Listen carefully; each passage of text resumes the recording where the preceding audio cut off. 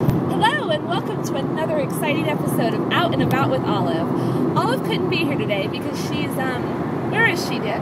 A family reunion somewhere in Eastern Europe. That's right, a family reunion in Europe. A really good excuse to not be on the show.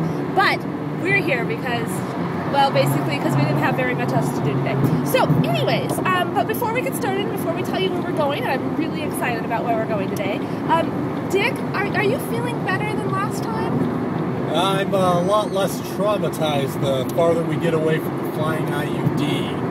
Right, the flying IUD. If you did not see the flying IUD, I strongly recommend you go back to one of the older episodes and check it out, because there's really nothing quite like a flying IUD. But today we're not going to go see a flying IUD or anything else quite so odd and creepy. We are, though, going to go see something that's a little bit bigger than it ought to be. And if that doesn't pique your interest, I'm not quite sure what will. So off we go to the great and exciting place we're going. Dick? Kingsburg, a Central Valley pseudo-tourist trap in California. Right, except we're going to make it exciting and fun. So off we go. We came to Kingsburg looking for what is frequently described as a very large teapot.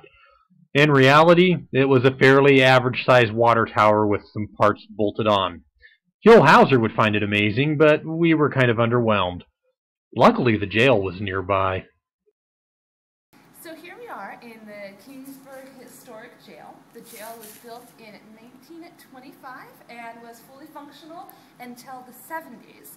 Then it was left empty for a number of years, and in the 90s they decided that they didn't want to just use it for storage anymore. But it wasn't until 2008 when they remade it into the cute little touristy thing that we see today. So come on in.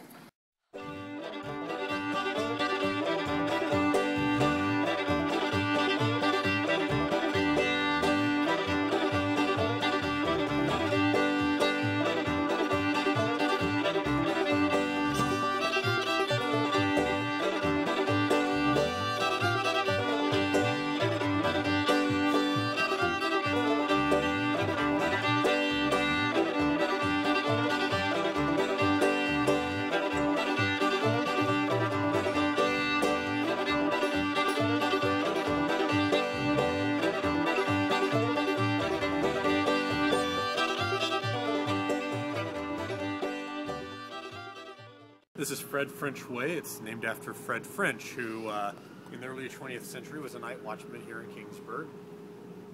I really like these old brick buildings. Anyway, he was murdered by Lou Cohen, who there's a wanted poster for up in the jail right over there.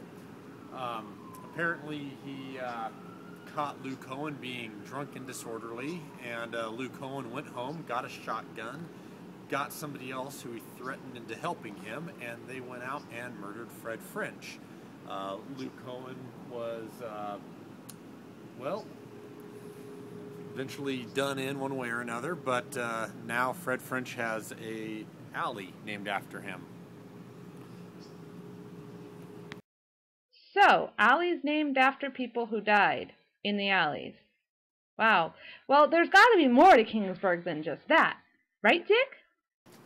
So this is George Boyle Way, named after George Boyle, who was a constable that was murdered in 1924. Murdered by a group of bandits who he was attempting to apprehend. And this apparently happened 4 days after he'd been shot by another group of bandits who he had been attempting to apprehend. So between Fred French and George Boyle, we have a lot of alleys named after murder victims.